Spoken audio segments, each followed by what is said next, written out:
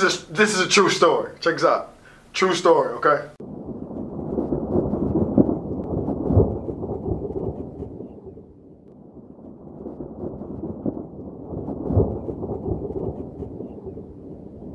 So when I was in high school, my senior year, I decided I wanted to run for class president. I got this idea because someone told me it would look good on your resume once you go to college to be a class president. So I said, you know what? I'll be a class president. So I found out what I had to do to be a class president. They said, you got two things you got to do to be a class president. First, you have to campaign for the position. I took it a step further. I said, you know what? I'm going to dress in my JROTC uniform and put it on the flyer and say, vote for the more qualified president. Now, looking back on it, why would you dress up in a JROTC uniform for a hall council president? I don't understand why you would do that, but I did it, okay? Everywhere I put flyers up. Then they said, you got to do one more thing after that, Bill. I said, what? They said, you have to deliver a speech in front of the student body. I said, that's a small thing to a giant. I ain't scared. I'll do it. I will do it. It's no big deal. I got home shortly after that day and started practicing, going over my lines over and over and over again. Everybody in my family knew my lines just like I knew my lines because I held them hostage. Hey, Mom, listen, I got to say my speech. Hey, Dad, listen, I got to say my speech. Hey, over and over and over again. I had my speech so ready that I got so confident I was in the mirror rapping it. How I was gonna rock the crowd, how I was gonna do this, how I was gonna do that. I done turned to a rapper. Call me MC Bell on the mic. I'm killing them in the bathroom. So when the day came for us to deliver our speech, I woke up out of a deep slumber feeling good, feeling great. I knew this day was gonna be my day.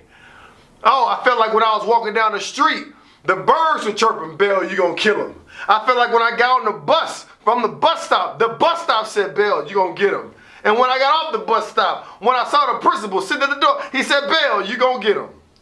So they called us down to the auditorium to speak to the class. I was the first person to speak. So excited. It was full of people, full of students. It seemed like the students were sitting everywhere. And I was ready. This is my day. This is my day in the sun. I'm about to kill it.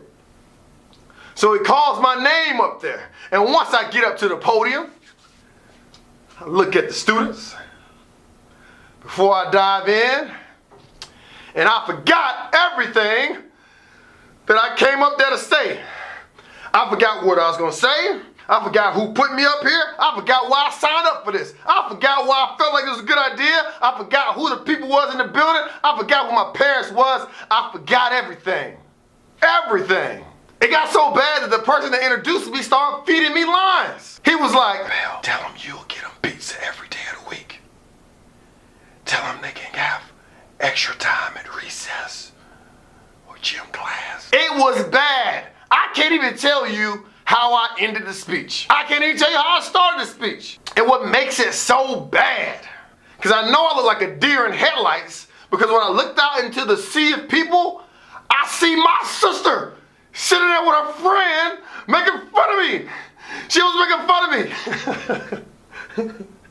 Didn't know what I was going to say to get down. Don't even remember what I said to get down. But I'm glad it's over. The next candidate was this guy named Lyman. Lyman walked in there with a sense of pride. He walked in there with a sense of confidence I've never seen in my life. His chest was poked out, shoulders swaying. I said, God, this guy must have really worked on his speech. I can't wait to hear it. This joker got up to that podium, looked out in the crowd, and said 7 classic words, and I do mean 7. He said, vote for Lyman, be a Lyman head. And then he turns around, grabs some lemon head candies, and throws it to the doggone crowd. This young man won the election. Before the candy touched the kids' hands, the kids were going crazy. And so some of y'all ain't getting a playing time. Some of y'all not getting playing time. And when you finally get out there, you're overthinking everything, then you're making mistakes and coach get you out of there. What I'm telling you is this. You prepare during the off season. You prepare before the game. During the game, it's time to hoop. It's time to react. Don't think, just react. Same thing in the classroom. You study beforehand. If you study beforehand, then why worry during the process? You shouldn't blank out. You shouldn't be like a deer in headlights like I was at that podium. Because you already know that you got it in you. So don't overcomplicate things. Don't overthink things. Don't overanalyze things.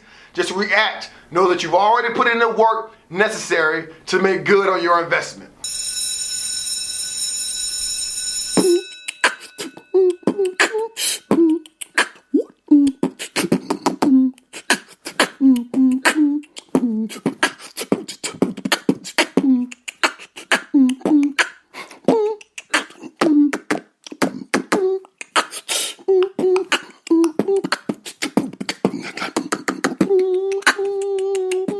Hoop loud